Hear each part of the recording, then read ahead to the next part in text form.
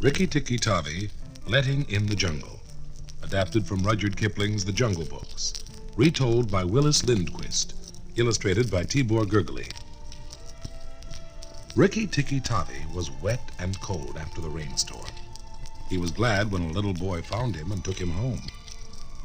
"It's a young mongoose," said the boy's mother. "If we could get it to live with us, we wouldn't have poisonous snakes in our garden." "What would happen to the snakes?" asked the boy. "The mongoose kills them," answered the lady. Rikki Tikki felt so proud, he sat up and put his fur in order. But he was so young, he did not know if he could kill a snake. He explored the house. He tipped over an ink bottle on a desk. Then he fell into a bathtub full of water and almost drowned and had to be dried all over again. The next morning, while the mother and father and boy were watching, Rikki Tikki went into the garden and met his first snake. It was so big, it frightened him. "My name is Nag," said the snake. "Look at me and be afraid." Rikki Tikki tried to be brave. "I kill snakes," he said. Then another big snake, Nag's wicked wife, Nagaina, came up behind him. And Rikki Tikki became so frightened, he ran away. "He's no good," said the boy's father. "He's afraid of snakes." Turn the page. And here we have a picture of Rikki Tikki, the little mongoose, being frightened by the snake. Rikki Tikki felt very much ashamed of himself. But that night, when all was still in the house, he heard a small scratching sound. He went into the bathroom, where there was a hole in the wall to let water run out. Just outside the hole, he heard Nag say to his mate, "I will go in and kill the people. Then Rikki Tikki will go away and our eggs in the melon patch will be safe." Nag came crawling in. He coiled himself around the bottom of the big water jar and waited for the people to come for their morning bath. Holding his breath, Rikki Tikki moved closer. Suddenly he jumped and caught the snake by the neck. The snake jerked this way and that. It whipped against the tin side of the bathtub. The tin dipper and the soap dish went flying. The man came running with a gun. There was a terrible bang. Then it was quiet, and the snake stopped moving. The man picked Rikki Tikki up tenderly and said, "Look, Alice, the little mongoose saved our lives." Everyone stroked his fur, and the little boy took him into his nice warm bed, where he slept soundly for the rest of the night. As soon as the sun came up the next morning, Rikki Tikki hurried to the melon patch to look for snake eggs laid by Nag's wife. At last he found them, and had destroyed all but one when the tailor bird screamed, "Nagaina has gone into the house to kill." With the last egg in his mouth, Rikki Tikki ran up the path and into the house as fast as he could. The boy and his parents were sitting at the table. Nagaina was coiled in the floor, just ready to strike at the boy's bare leg. Rikki Tikki dropped the egg. "Look at your egg, Nagaina," he cried. "It's the last one." Nagaina spun clear around. She caught the egg up in her mouth and flew like an arrow out the door and down the path. Just as she was disappearing into her hole, Rikki Tikki caught a hold of her tail and went down with her. For a time, there was no sound.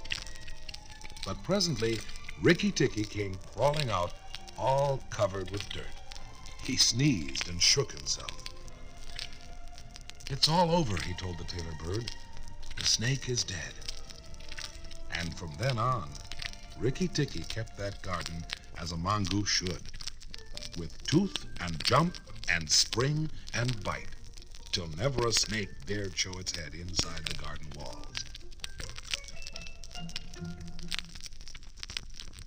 Letting in the Jungle. One day, Kaa, the rock snake, told Mowgli a story about a boy who liked elephants. He liked them so much that he ran away to live with wild elephants in the jungle. Mowgli said proudly, "I have elephant friends too." "Yes," replied Kaa, "you have so many friends in the jungle that you have nothing to fear." "That is not true," said Mowgli. "The hunter Buldeo from the village is in the jungle right now with his gun. He hunts for me." "Why?" asked the rock snake. "He thinks I am a witch," explained Mowgli. "I tried to live in the village, you remember. But when the people found out I went hunting at night with wolves and a black panther, they said I must be an evil spirit. They think I can turn myself into a wild animal, so they became frightened and drove me away." His friend, the black panther, came bounding up. "The wolf pack and I have been following the hunter as you told us to do," the panther told Mowgli, "but now the hunter talks to some woodcutters." Mowgli jumped on the panther's back, and away they went, for Mowgli wanted to know what the hunter was saying about him. When they came close, Mowgli crept on hands and knees to where the wolves were listening. The hunter was saying, "The man and woman who took the witch boy into their home are witches too. We are holding them prisoner. Come with me now to the village and you will see how witches are burned alive in their huts." Suddenly, Mowgli felt afraid. He wanted no harm to come to the kind woman who had treated him like a son. "Make a big noise," he told his animal friends. "Frighten these people into the trees and keep them there for a while. I need time to get to the village and help my friends escape." Then he ran toward the village as fast as he could. Far behind him, he could hear the noises of the panther and the howling wolves as they drove the people into the trees. In the village, Mowgli found the kind woman and her man tied hand and foot. He cut them loose. "Go quickly up the path to the next village," he told them. "There is no use," said the kind woman sadly. "These people will follow and catch us within an hour." "Have no fear," said Mowgli. "There will be many wolves around the village to stop anyone from going after you." The kind woman hugged him, and she and her man hurried away. By the time the people in the village found out they were gone, Mowgli had the wolf pack there to keep the people at home.